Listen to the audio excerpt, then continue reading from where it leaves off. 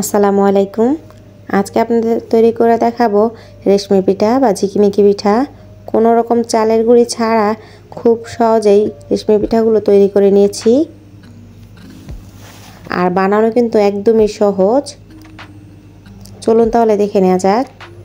এজন্য একটি বাটিতে আমি নিয়ে নিচ্ছি মেজারমেন্ট কাপের 1 কাপ পরিমাণ ময়দা। আপনারা চাইলে এটা আটা দিয়েও তৈরি করে নিতে পারেন। দিয়ে দিচ্ছি সামান্য পরিমাণ লবণ। এখন ভালোভাবে একটু মিশিয়ে নিচ্ছি। মিশিয়ে নেওয়া হয়ে গেছে। এখন রুমের স্বাভাবিক তাপমাত্রার পানি দিয়ে দিচ্ছি। পানি দিয়ে হ্যান্ড উইক্স দিয়ে ভালোভাবে মিশিয়ে নিচ্ছি। পানিটা একেবারে না দিয়ে 2 থেকে 3 বারে মিশিয়ে নিব, এতে ব্যাটারটা একদম পারফেক্ট হবে। আর যারা আমার ভিডিওটি দেখতেছেন প্লিজ ভিডিওতে একটি লাইক দিয়ে দিবেন আর চ্যানেলটিকে সাবস্ক্রাইব করে দিবেন। মিশিয়ে নেওয়া হয়ে গেছে। ব্যাটারটা অতিরিক্ত পাতলা বা ঘন রাখা যাবে না। দেখে নিশ্চয়ই বুঝতে পারছেন আমি কতটুকু পাতলা বা ঘন রেখেছি। এখন হ্যান্ড উইক্সটা সরিয়ে নিচ্ছি।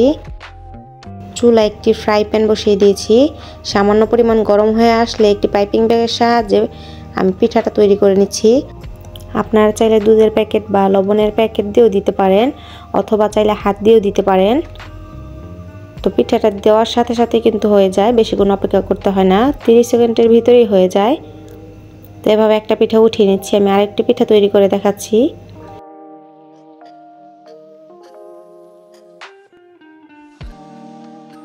দেওয়ার সাথে সাথে কিন্তু হয়ে যায়। এখন এই পিঠাটা উঠিয়ে নিব।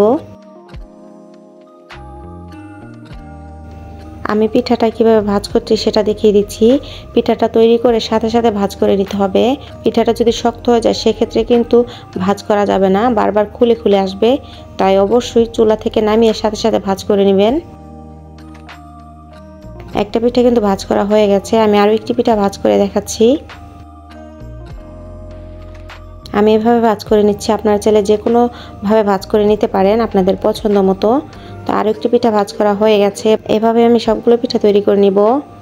সবগুলো পিঠা আমার তৈরি করা হয়ে গেছে। আমি সামান্য পরিমাণ ইয়েলো ফুড কালার দিয়ে কিছু পিঠা তৈরি করে নিয়েছিলাম।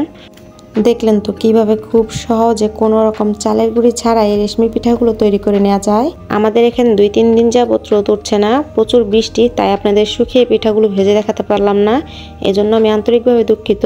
বাসায় অবশ্যই একবার ট্রাই করবেন। আমার ভিডিওটি দেখার জন্য আপনাদের সবাইকে অসংখ্য ধন্যবাদ। আল্লাহ হাফেজ।